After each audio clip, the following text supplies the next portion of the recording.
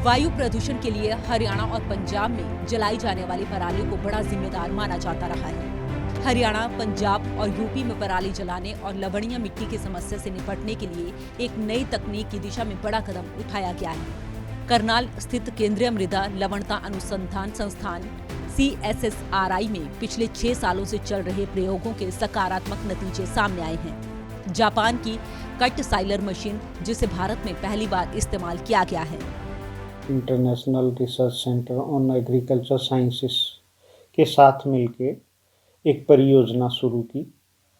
उस परियोजना में एक मशीन है कट सॉइलर।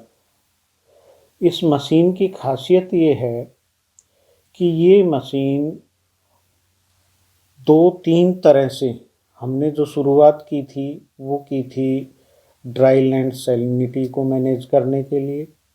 ऐसे क्षेत्र जहाँ पे पानी की गुणवत्ता लवणीय है, उन क्षेत्रों में पैदावार को स्थायित्व देना, उसकी पैदावार बढ़ाना, उनके लिए शुरुआत की थी हमने।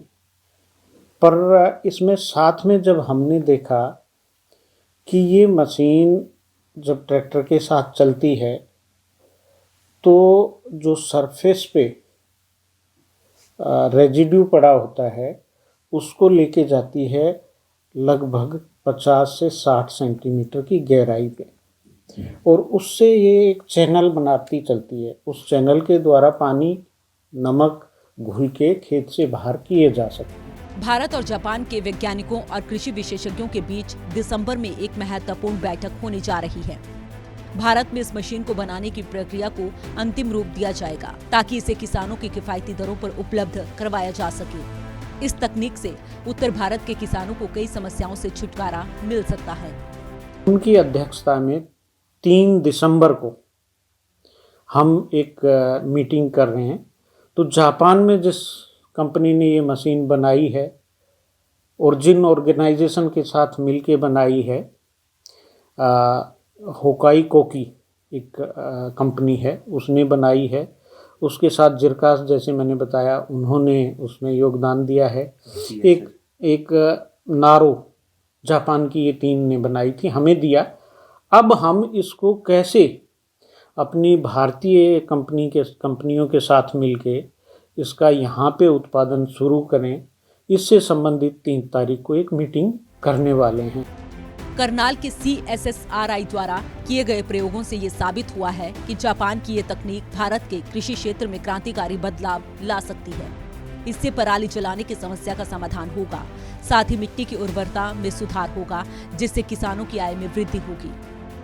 सूर्य समाचार के लिए करनाल से हिमांशु नारंग की रिपोर्ट। वायु प्रदूषण के लिए हरियाणा और पंजाब में जलाई जाने वाली पराली को बड़ा जिम्मेदार माना जाता रहा है।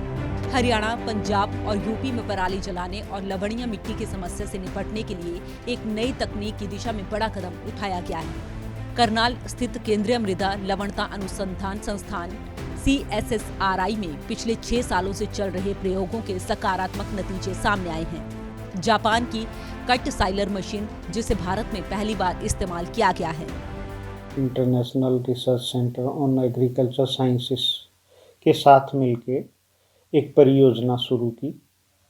उस परियोजना में एक मशीन है कट सॉइलर। इस मशीन की खासियत ये है कि ये मशीन 2-3 तरह से, हमने जो शुरुआत की थी वो की थी ड्राई लैंड सैलिनिटी को मैनेज करने के लिए। ऐसे क्षेत्र जहाँ पे पानी की गुणवत्ता लवणीय है, उन क्षेत्रों में पैदावार को स्थायित्व देना, उसकी पैदावार बढ़ाना, उनके लिए शुरुआत की थी हमने। पर इसमें साथ में जब हमने देखा कि ये मशीन जब ट्रैक्टर के साथ चलती है तो जो सरफेस पे रेजिड्यू पड़ा होता है उसको लेके जाती है लगभग 50 से 60 सेंटीमीटर की गहराई पे, और उससे ये एक चैनल बनाती चलती है। उस चैनल के द्वारा पानी, नमक घुल के खेत से बाहर किए जा सकते हैं। भारत और जापान के वैज्ञानिकों और कृषि विशेषज्ञों के बीच दिसंबर में एक महत्वपूर्ण बैठक होने जा रही है। भारत में इस मशीन को बनाने की प्रक्रिया को अंतिम रूप दिया जाएगा ताकि इसे किसानों की किफायती दरों पर उपलब्ध करवाया जा सके। इस तकनीक से उत्तर भारत के किसानों को कई समस्याओं से छुटकारा मिल सकता है। उनकी अध्यक्षता में 3 दिसंबर को हम एक मीटिंग कर रहे हैं। तो जापान में जिस कंपनी ने ये मशीन बनाई है और जिन ऑर्गेनाइजेशन के साथ मिलके बनाई है, होकाई कोकी एक कंपनी है, उसने बनाई है। उसके साथ जिरकास, जैसे मैंने बताया, उन्होंने उसमें योगदान दिया है। एक नारो जापान की, ये 3 ने बनाई थी, हमें दिया। अब हम इसको कैसे अपनी भारतीय कंपनियों के साथ मिलके इसका यहाँ पे उत्पादन शुरू करें, इससे संबंधित 3 तारीख को एक मीटिंग करने वाले हैं।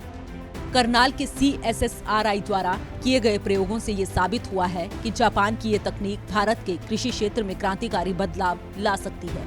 इससे पराली जलाने की समस्या का समाधान होगा, साथ ही मिट्टी की उर्वरता में सुधार होगा, जिससे किसानों की आय में वृद्धि होगी।